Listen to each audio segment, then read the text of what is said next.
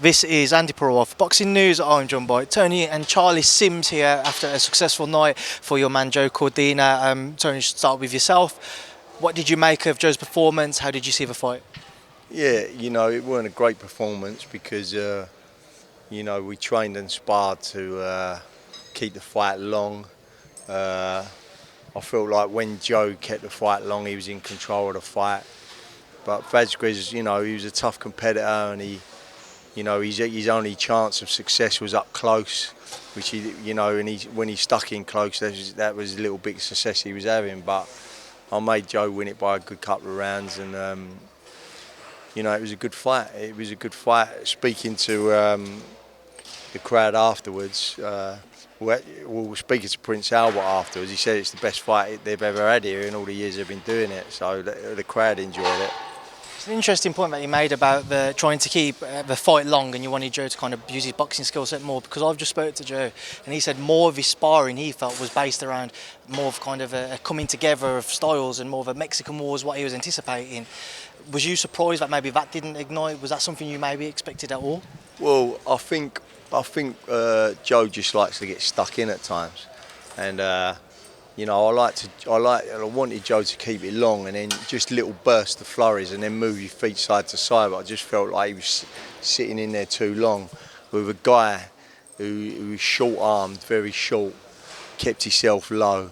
So he was hard work inside. I just felt like he was having a lot of success, Joe, when he kept it long, and he looked in control of the fight when he was doing that. But listen, the kid come and took his chance, Vazquez, and he had a go. But it's like I said to him afterwards, to win a world title, you've got to go and rip it off the champion and not try and win a close fight, and he just didn't do enough.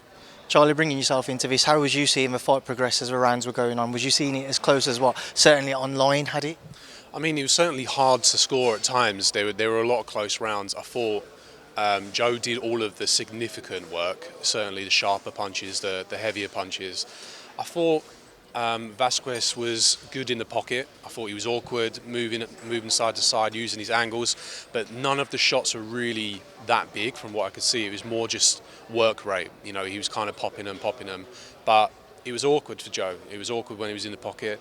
Like he said, we at ringside we were all saying keep it long, because when it was long, Vazquez couldn't get anywhere near him. So I think if we was to go back in time, he probably would have just kept it long. It would have been a boring fight anyway if he'd have done that all night. But Joe tried to make it interesting. He tried to walk him down at times. He tried to let him come to him on the ropes. But he got the W, and we move on to bigger and better things. Moving on to bigger and better things, and Charlie, I imagine you'll be somebody who's more involved on that side of it. What next for him? If you were the likes of, say, the Lee Woods, the Navarretes, the Fosters watching that tonight, do you think it might entice them a little bit more into wanting to get a deal over the line there? Certainly. Look, we've been talking all week, and certainly since Joe's last couple of fights, that he's the best in the 130 division. For me tonight, to be the best, sometimes you have to find a way to win even on a bad night, and that's what happened. So he can beat Navarrete, he can beat Lee Wood, he can beat all of these guys. They're all very good, but Joe Cordina, for me, is still the best in the 130 division, and we either want to unify or we want a huge stadium fight domestically with Lee Wood. Tony, just to swing back to tonight as well, speaking to Joe, I spoke to him about the weight. If it's getting more difficult now, obviously he mentioned he's 32, it's not something which is easy.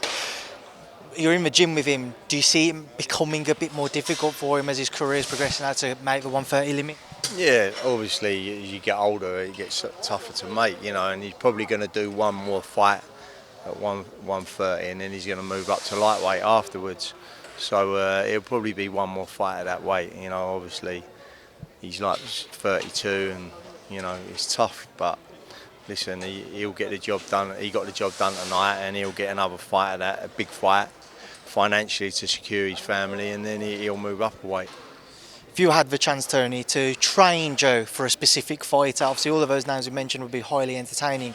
Which one would you like it to be?